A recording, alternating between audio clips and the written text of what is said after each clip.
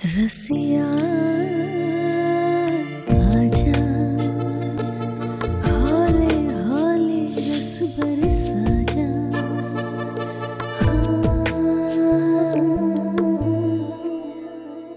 सांसों को महका जा आम का ऐसा रसीलापन जो कहीं और ना मिले। Mango slice, waiting for me. रसिया Slice Arm Sutra, pure mango pleasure. I'm sure you remember this Slice Arm Sutra advertisement with gorgeous Katrina Kaif sensuously enjoying every sip of slice she takes and then gently licks the single drop of juice that falls on her lips. I'm sure many of you are able to picture the entire scene right in front of your eyes right now, aren't you? Now, what makes me wonder is that how a fruit juice brand even came up with this idea of using sensuality and the actress's sex appeal to promote a mango juice. I mean, how are these two things even related? And moreover, the ad works. The product starts looking much more luscious the moment we see her enjoying it so much. And it's not just the case with Slice, all right. There are a huge variety of products which use different level of eroticism in advertisements to promote the brand. Some of these products are quite conventional, directly related to sexual activity, like condoms or innerwear or deodorants for that matter. But a lot of them are seemingly unrelated products, like beverages, cosmetics, skincare, luxury cars, fashion accessories, and to take it even further, electrical devices like inverters, or even the animal rights organization PETA promoting their veggie love by claiming that vegetarians have better sex. Point being, eroticism is extensively used in advertisement. But the question is why? Hello, everyone. I am Samanti here with Anupam, Sahil, Danny, and Gagan. We are some students of IIM Ahmedabad who bring to you our podcast, Sex Sells, where we intend to explore the psychology behind using eroticism in advertisement and answer some questions like why is it used, for what products, how much of eroticism can get too much, does it always work, and most interestingly, is it meant only for some male gaze? So let's get started.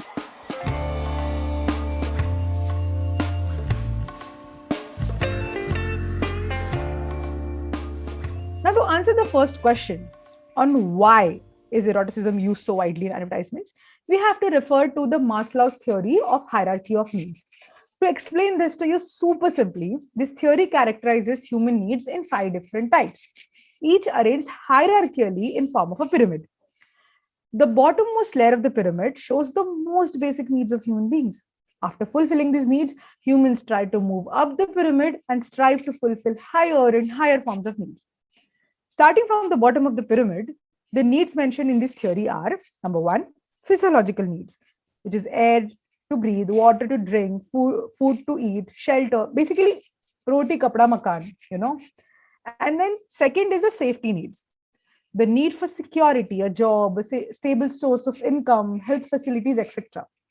Then higher up come love and belonging needs, where humans look for friendships, family, sense of love, people who you can call your near and dear ones.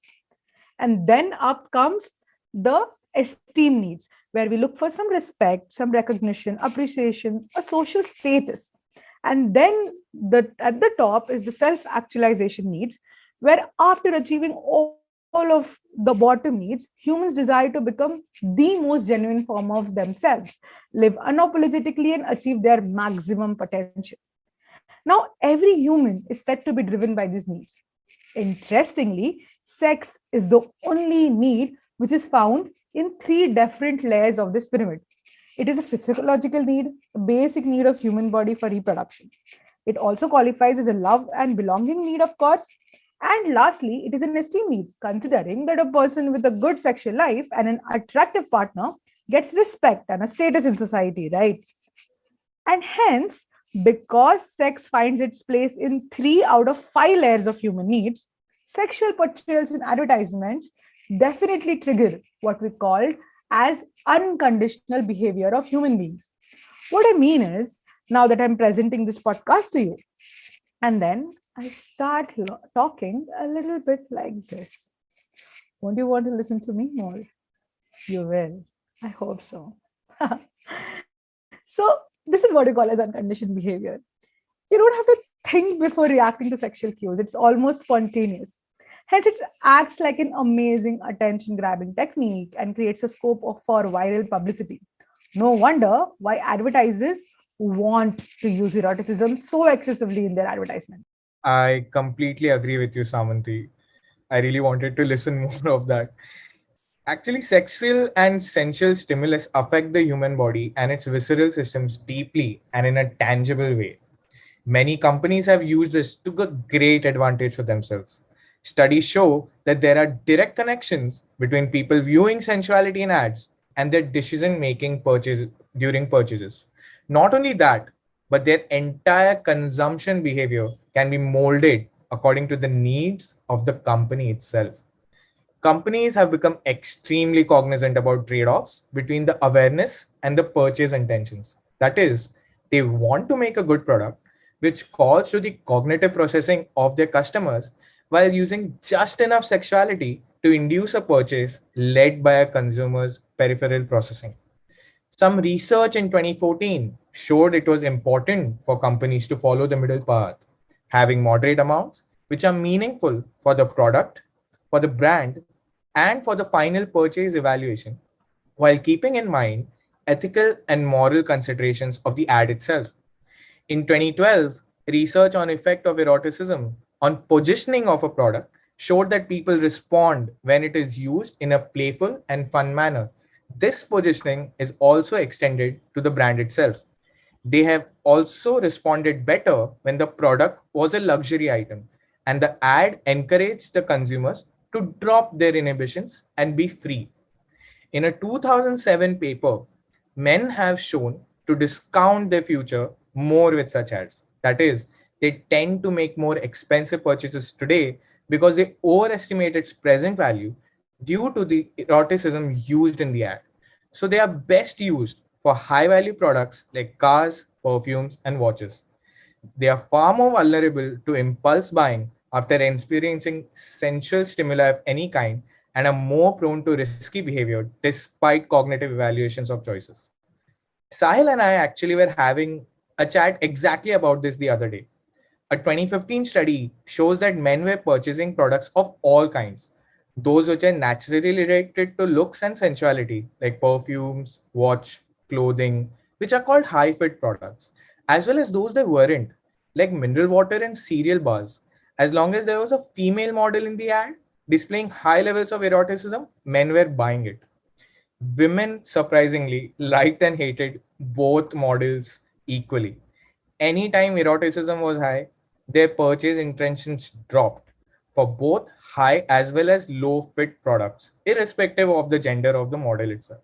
For women, moderate was the best. Why don't you tell us more about it, Sahil? Sure, Anupam. Let's talk about how the combination of consumer gender and the model gender influences the feelings, inducing consumers and their beliefs about the inappropriate use of eroticism in advertising. With respect to the four gender combinations, there are opposite sex effects and same sex effects. Individuals are likely to see the opposite sex as desirable objects. A theory from 1972 suggests that people regard individuals of opposite gender as potential sexual mates, which attracts them to such advertisements. On the other hand, females have a weaker opposite sex effect. According to a study, female sex drive is weaker in comparison to males, and hence, pleasant feelings evoked by intense erotic cues of male models are lower in females.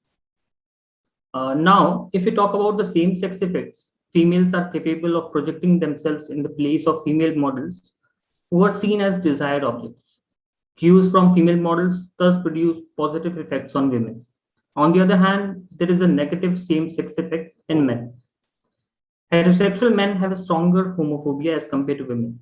That's why they feel it is important for them to define themselves as heterosexuals and protect themselves from any suspicion of homosexuality. This shows that women are more flexible with regard to their sexual preferences than males. When we talk about beliefs of inappropriate use of eroticism, people may enjoy watching a nude scene in a movie, but may not like it when the same scene is used in a commercial. The reason for this can be that sex appeal naturally links to intimate interpersonal relationships. And so, the use of sex appeal in advertisements may be regarded as inappropriate by some individuals. One's social environment also shapes one's general attitude towards erotic advertising. So consumers may come to believe that highly erotic advertisements are misused by marketers for persuading them to buy their product. A study from 2011 found that female consumers reported to be more offended than male consumers when exposed to highly erotic ads.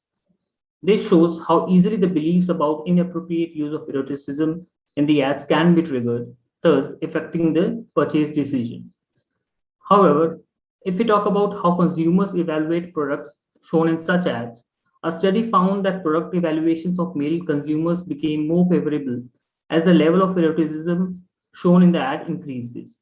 On the other hand, product evaluations of female consumers become less positive as the level of eroticism increases. But then, how do women take it when the women are objectified in the ads? What is the reaction? What do they do? Let's hear about it from Danny. All right, let's take a deep dive into another angle on this issue, and that would be from the point of view of women. We are already well aware that advertisements involve a lot of sexual objectifications of women, but are women really uncomfortable and offended, or are they fine with it? There was a study conducted in 1991 where a group of women were exposed to advertisements involving sexual objectifications. Most of the respondents were uncomfortable by the content and found it to be offensive. But a similar experiment was conducted 20 years later, but this time the result was different.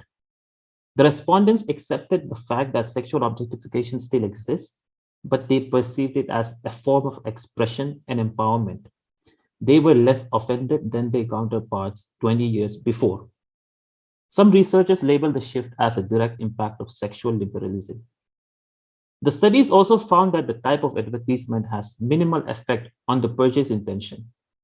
Brand affinity is still the strongest driving factor for purchase. It indicated that the portrayal of women as sex objects in advertisements became more common, and young, educated women were less offended by these portrayals. This could be a product of the culture in which these women were raised. Feminism has become more prominent than it ever was, and the feminism we champion strives to be bold, free, and aligned with popular culture. The world we're living in is a highly sexualized world, which means sexual content dominates the media. We are raised in this overly sexualized world such that they seem natural to us.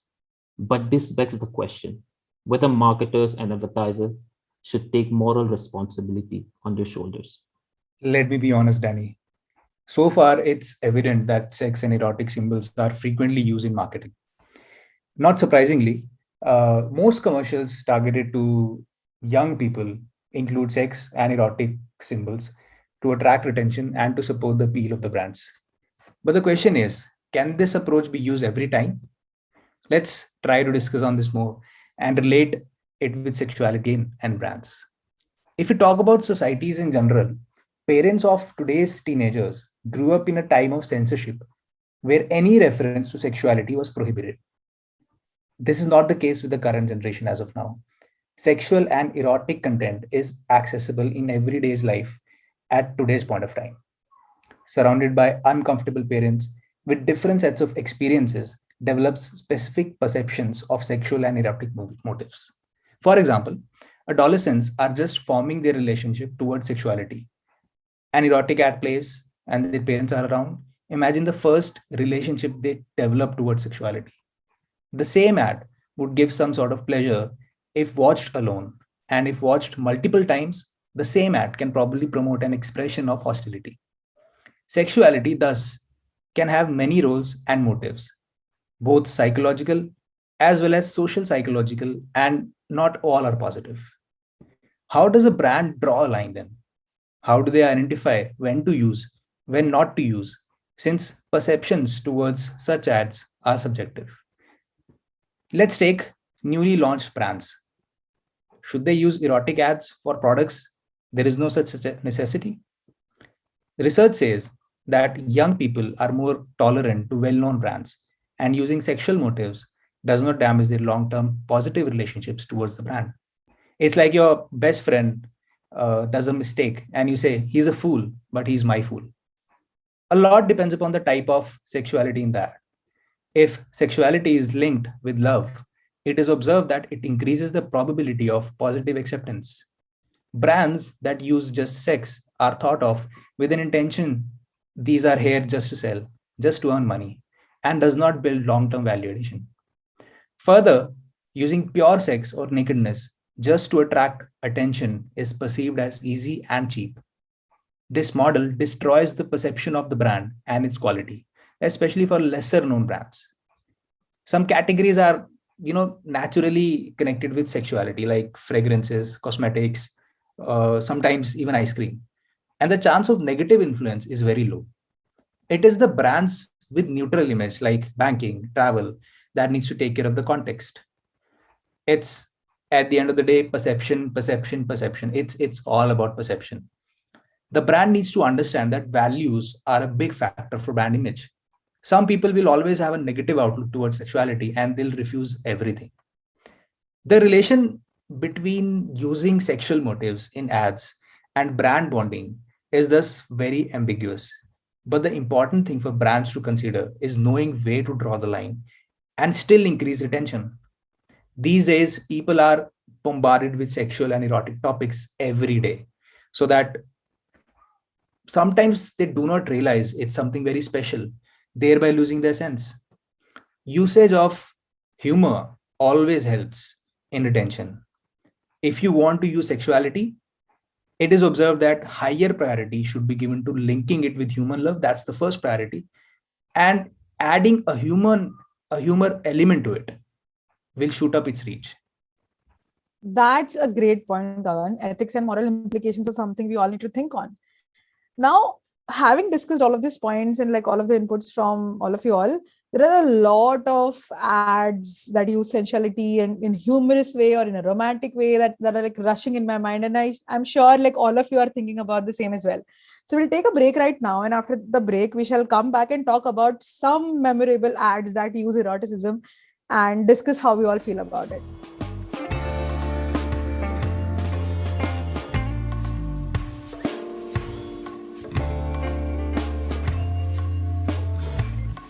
Welcome back, everyone. So while we all were in break, we all recollected some erotic ads that we remember, and then we would like to share with you. So Gagan, tell me about that ad you were talking about. Yeah, so that's an interesting ad. And just guess what the product is about. I'll just play that ad. Let's listen to it and let's just assume what could the product be around that ad.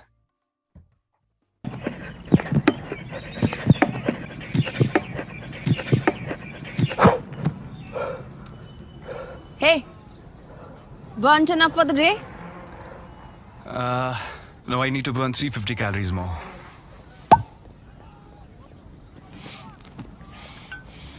I can help. Oh, dude, I remember. That's an amazing ad. Yeah. Which product is this? It's a fast track. Yeah, exactly. It's an ad for a watch, which is positioned towards men. Now the important thing that we can take out from this ad is, first, the sensuality that is portrayed. It is selling. It's very appealing, very, very appealing. Yes, and then you remember because it's witty. Exactly, also. and it's witty as well. Now, very important thing is they have used it in a very limited time frame, and they have used it in a perfect way. That sensuality is not very high and it is not very less. It is perfect. Cheeky. Exactly, my point. Perfect. Now, Anupam, which was the ad you were talking about? Oh yeah, there's another cheeky ad. There's an old ad by underwear company Amul Macho. Are you talking about Ye To Bada Toyenge? Yeah, the Ye To Bada Toyenge. That was a great ad. Woman washing a man's knickers by the riverside, and that was the first time a man's like underwear brand was being used for sensuality instead of functional. Normally, Yeah, women have that. and the but humor men had helped, this. I guess. Yeah. Humor helped. Yeah. Sahil, what was your ad? Well, I also had an interesting advertisement in mind, but I won't tell you the product. So I'll play the ad and you guys have to guess. Sure. इनको कुछ तो हुआ है बस बिना बात यूं ही सच्ची हाँ और उस दिन मतलब लास्ट संडे आजकल छूने के बहाने ढूंढते हैं क्या कह रही है? और कहते हैं Coochie coochie coo. Dude, this is What hilarious. it is? I don't remember the product, but the ad is hilarious, dude. What was that? Kuchiko? I don't know what ad this. So that is a great ad, by Parachute. Okay. Oh, Yeah. parachute. Yeah, so it is an ad of Parachute Advanced Body Lotion. Oh, interesting. Well done, guys. It was really great discussion, and there were a lot of interesting insights that we drove. First of all, sex definitely sells. Secondly, not always. So it is better when it is shown with an element of romance or humor. And moreover, it is all about perception, like how audience perceives your sex is very subjective. Hence, advertisers and marketers have to be like pretty cautious regarding how they, press the buttons. So it was great. Thank you so much, everyone, for joining the podcast, listening to us, and hope you have a great time ahead.